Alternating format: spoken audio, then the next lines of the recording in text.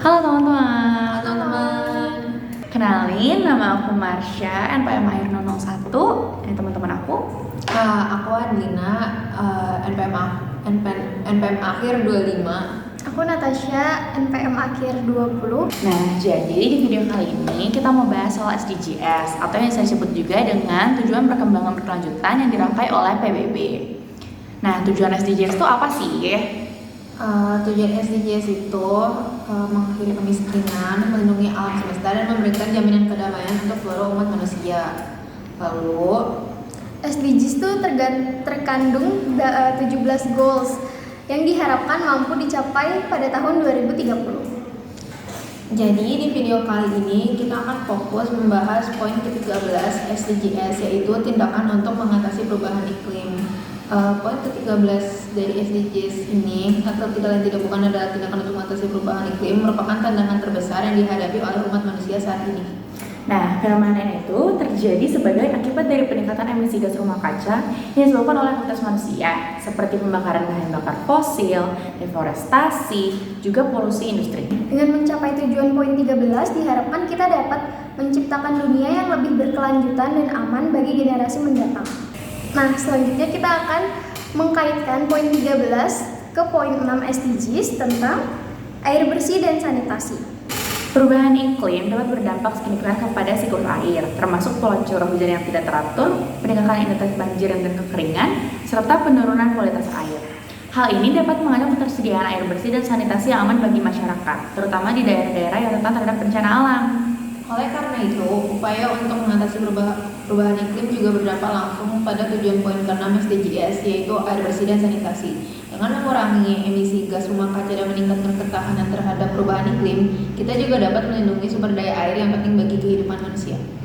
Nah, sekarang kita mau kaitkan juga nih ke poin 7 SDGs, yaitu energi terjangkau dan bersih. Kenapa ini penting? Karena salah satu pionir utama perubahan iklim adalah penggunaan bahan bakar fosil untuk memenuhi kebutuhan energi seperti listrik, transportasi, dan industri. Dengan memperkenalkan energi terjangkau dan bersih, kita dapat mengurangi emisi gas rumah kaca yang berasal dari sektor energi.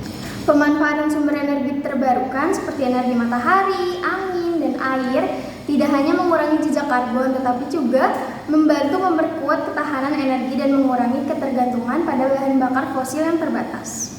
Selain itu, poin ke-13 SDGs ini juga mencakup upaya untuk memperkuat adaptasi terhadap perubahan iklim yang dapat mencakup inovasi dalam sektor energi untuk menghadapi tantangan yang diakibatkan oleh perubahan iklim, seperti peningkatan frekuensi dan intensitas bencana alam.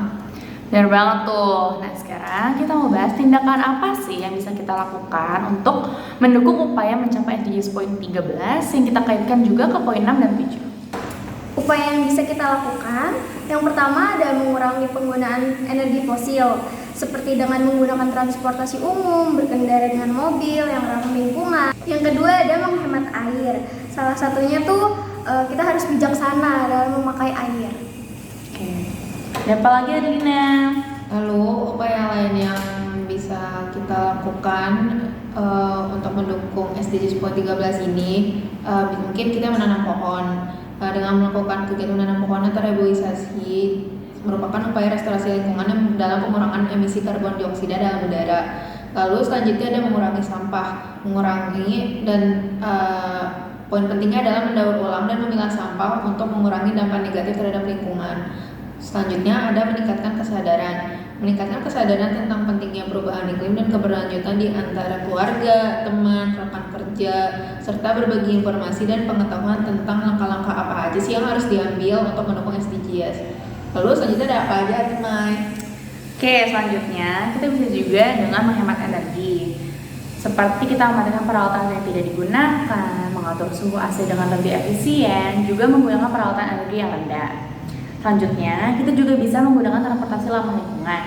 Kita bisa milih untuk berjalan kaki, bersepeda, atau menggunakan transportasi umum daripada menggunakan kendaraan pribadi kita. Dengan mengambil langkah-langkah yang tadi kita sebutin, kita dapat berperan aktif dalam mendukung SDGs poin ke-13, sambil juga memberikan dampak positif pada poin ke-6 dan ke-7. Hal ini juga mendorong perubahan menuju dunia lebih berkelanjutan dan ramah lingkungan.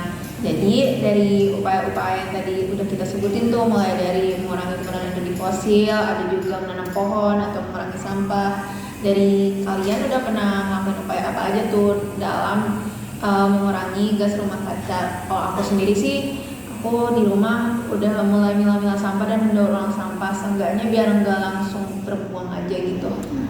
Kalau aku saat aku keluar rumah nih, sebelum aku keluar rumah aku mematikan AC, pokoknya yang berhubungan dengan listrik.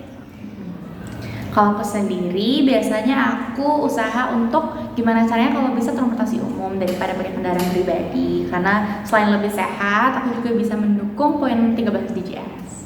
Oke, makasih teman-teman udah dengerin kita. Dengan langkah-langkah sederhana yang kita ambil hari ini, kita semua dapat berperan dalam melindungi planet kita. Mari bersama-sama mengambil langkah tindakan untuk mendukung tujuan SDGs, mengurangi dampak perubahan iklim, dan menciptakan masa depan yang lebih berkelanjutan bagi generasi mendatang. Thank you udah nonton. Kasih.